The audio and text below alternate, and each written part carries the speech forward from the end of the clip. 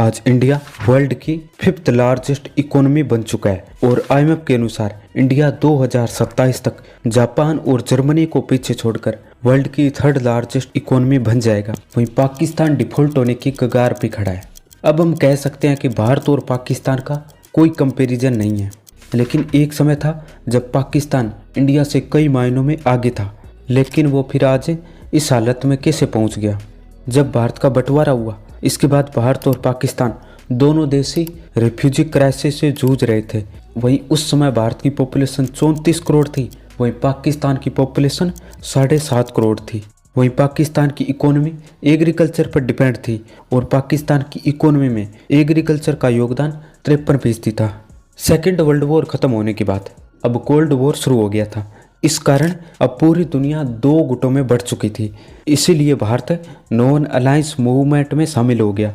यानी भारत का कहना था कि हम इस कोल्ड वॉर में किसी भी गुट में शामिल नहीं हैं और पाकिस्तान अमेरिका के गुट में शामिल हो गया। वहीं पाकिस्तान की आज़ादी के बाद अनस्टेबल गवर्नमेंट रही है, क्योंकि सिर्फ 11 साल में 7 पीएम बने हैं।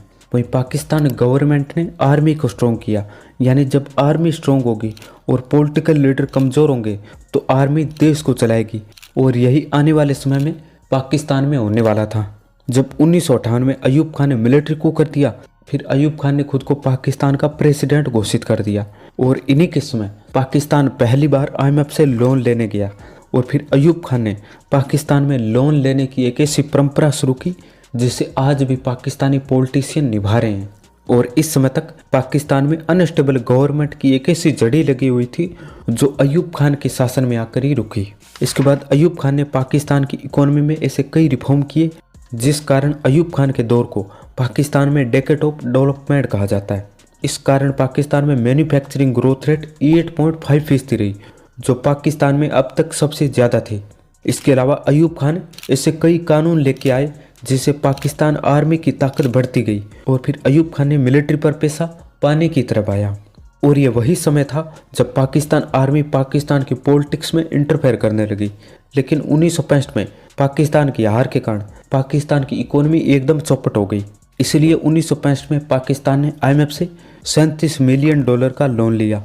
फिर इसके भी 3 साल बाद पाकिस्तान ने 75 मिलियन का लोन लिया, जिससे पाकिस्तान की इकोनॉमी सुधर पाती। इससे पहले ही 1971 का युद्ध हो गया।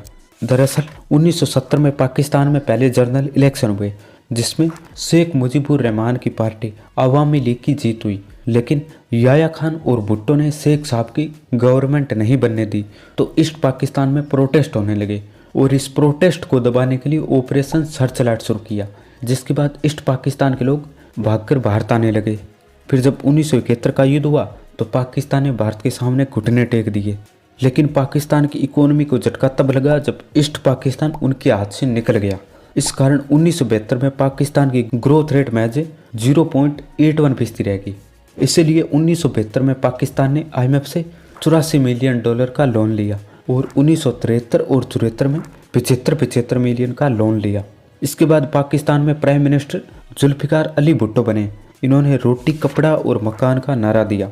वहीं इनका झुकाव सोशलिस्ट इकोनॉमी की तरफ था। इस कारण इन्होंने बैंक और इंडस्ट्री को नेशनलाइज कर दिया और इन्वेस्टर पाकिस्तान को छोड़ के चले गए।